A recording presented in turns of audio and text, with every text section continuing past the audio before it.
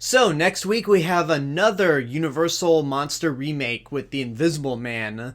We had The Mummy back in 2017, and in preparation for that movie, I reviewed the original Mummy from 1932. Now I think it's only appropriate that I review the original Invisible Man.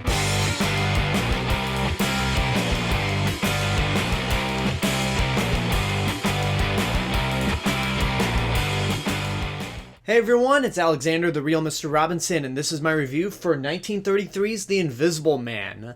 It's based off the H.G. Wells book, and is directed by James Whale, who is no stranger to the Universal Monsters, having directed Frankenstein 2 years prior, and then would go on to direct The Bride of Frankenstein 2 years after this movie. This movie follows a scientist by the name of Jack Griffin, played by Claude Rains, as he has discovered a way to make himself invisible. When the movie starts off, he goes to a bar. He asks for a room upstairs and demands privacy so he can try to figure out a way to cure himself from the invisibility. I mean, he's wrapped up in bandages, he is wearing a thick coat, a wig, a hat, gloves, a fake nose, sunglasses, the works, because he does not want anyone to know that he is invisible. But after a while, he just can't figure out a cure, and suddenly he snaps and realizes, wait a minute, I'm invisible. I have the power to be invisible, so I could technically do whatever I want.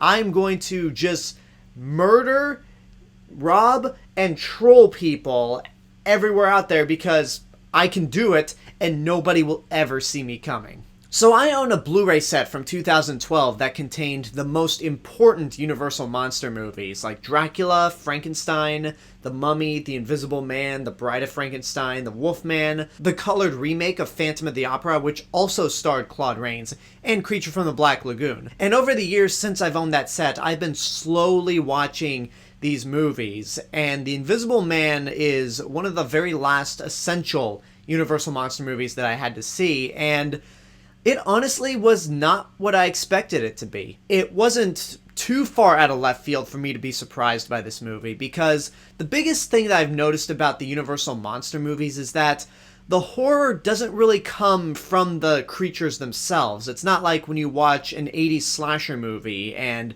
you have Jason Voorhees, Michael Myers, and Freddy Krueger. In those movies, the horror comes from them killing their victims. The horror in these Universal Monster movies actually come from the themes that these films represent. For example, Frankenstein deals with the horrors of playing God and just creating life. The Wolfman deals with the horrors of being an uncontrollable monster without even having any control over the consequences. The whole scenario with the Wolfman is pretty much like with Dr. Jekyll and Mr. Hyde or Bruce Banner and the Hulk. And with The Invisible Man, the horror of the movie seems to come from having this power and just not having any control over it, because that's the impression I got from this movie. And I'll tell you right now, this movie really isn't so much scary as it is actually funny. It's never unintentionally funny, because there are a lot of moments in this movie where I am dead certain that they are playing it for laughs. Because one of the biggest things I picked up from this interpretation of the Invisible Man character is that he's a troll. I should point out right now that I've actually seen the remake already. I can't say anything, but I saw the remake early, and then as soon as I came back home, I went and saw the original for the first time. And seeing that the original Invisible Man is just a straight-up troll is a total surprise for me, because he's going around stealing bikes, knocking hats off of old men, wearing shirts and just dancing around as if the shirt is possessed by a demon, throwing people off a cliff and laughing over it. I feel like if these Universal Monsters would be compared to any comic book villain out there, the Invisible Man would be the Joker, and Claude Rains' performance definitely reinforces that statement, because Claude Rains here is actually very, very good. He's got a great voice. He has this real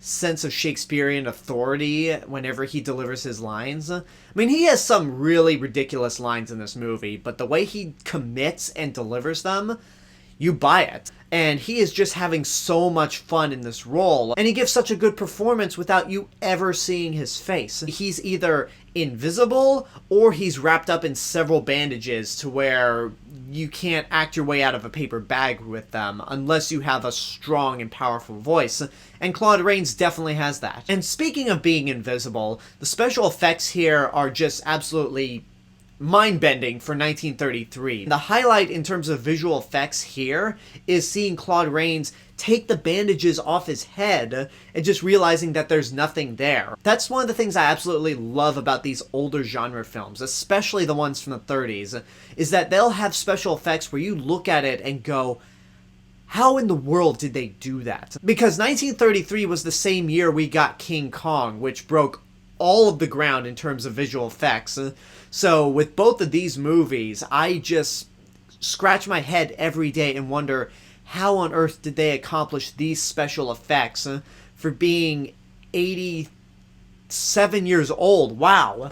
These movies are pushing 90, and they still impress me to this day. So besides the Invisible Man pretty much trolling everyone around him, what else makes this movie one of the funnier Universal monsters? Well, it mostly has to do with some of the performances. When we get to the iconic moment where the Invisible Man is taking off his bandages, there is a cop in this movie who is just so nonchalant about everything that's going on. He doesn't have a care in the world. He's not really taking the situation all that seriously when the townsfolk show up to talk to him. And when he goes upstairs to find out that this scientist is truly invisible and then runs downstairs with everyone else, his response is just, he's invisible. Like, he's so casual about what he just saw as if it's an everyday occurrence. Honestly, I don't have a whole lot to say with this movie. If I had any problems, it would be that out of all the Universal monster movies, this is probably my least favorite of the bunch. I think Dracula, Frankenstein, The Mummy, and The Bride of Frankenstein are the best of the essential Universal monster movies. And that's not to say The Invisible Man is bad, it's just that those other movies left a much bigger impact on me in terms of impressive filmmaking. And when it comes to an actual criticism, there's one character in this movie who's just flat out obnoxious. The bar that the Invisible Man goes to is run by a husband and wife team, and the wife spends most of this movie screaming maniacally and almost in a very over-the-top nature. And after a while, her screams got incredibly irritating, and it should be noted that this is the same actress who was in Bride of Frankenstein, where she pretty much gives the same performance, where she's screaming maniacally about the monster. So it just got obnoxious, but this is a really good movie, all things considered. I don't think it's a true masterpiece in terms of the genre of Universal monsters.